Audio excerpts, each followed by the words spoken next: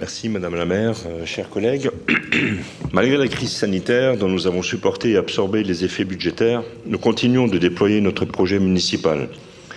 Dans le compte administratif qui nous est soumis, on note globalement une bonne exécution du budget en fonctionnement et en investissement, 97,5% en fonctionnement, 77% en investissement dans le contexte sanitaire difficile.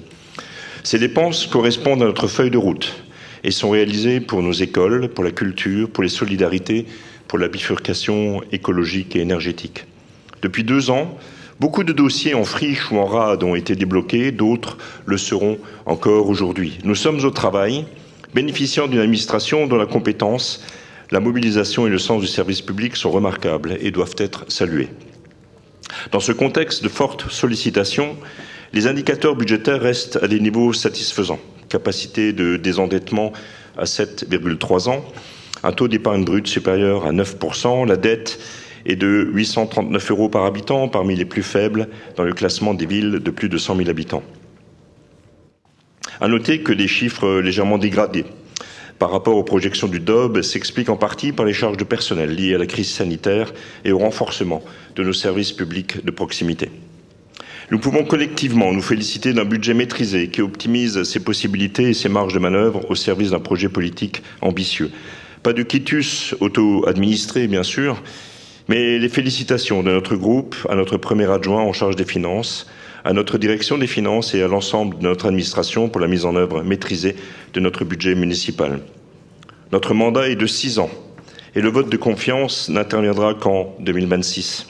Il ne faut pas confondre les échéances, mais nous ne pouvons nous empêcher de lire dans les scrutins qui, depuis juin 2020, ont émaillé notre vie politique locale, des signaux répétés que les Strasbourgeoises et les Strasbourgeois ont confiance en notre projet et en notre action, voire nous en demandent plus, nous demandent d'en accélérer la mise en œuvre. Fort de cette confiance et de ce socle électoral réaffirmé, nous sommes résolus à persévérer dans notre projet de justice pour préparer Strasbourg aux nécessaires transformations écologiques, sociales et démocratiques que son avenir nous impose.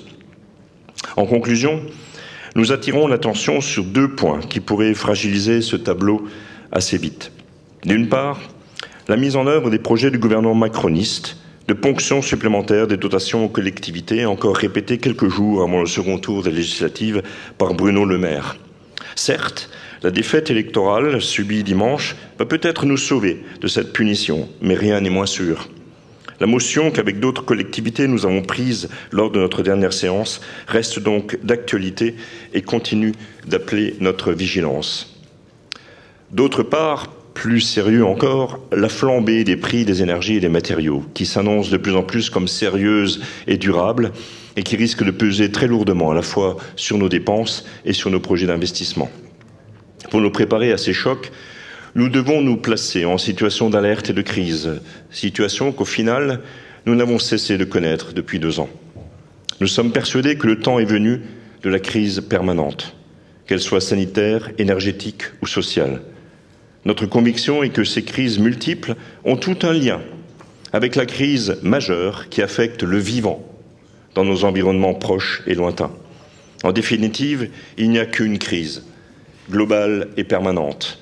Il est donc de notre responsabilité d'organiser la résilience de notre ville à cette crise permanente, en organisant notre budget en conséquence, y compris en l'affranchissant d'une application trop rigoureuse du dogme de l'ordolibéralisme hérité du passé.